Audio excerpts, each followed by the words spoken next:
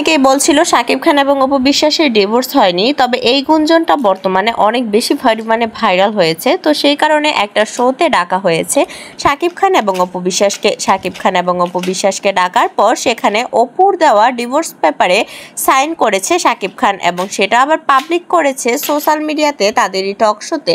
তবে বর্তমানে অপু বিশ্বাস এবং শাকিব খান দুজনে আলাদা থাকলেও শুধুমাত্র আব্রাহাম খান জয় তাদের একমাত্র ছেলের জন্য তাদের দুইজনের মধ্যে কন্টাক্ট আছে বলে জানিয়েছে অপু বিশ্বাস এবং শাকিব খান। তবে তাদের দুইজনের মধ্যকার সম্পর্ক বর্তমানে বিচ্ছিন্ন এবং ডিভোর্সও হয়ে গেছে তাদের।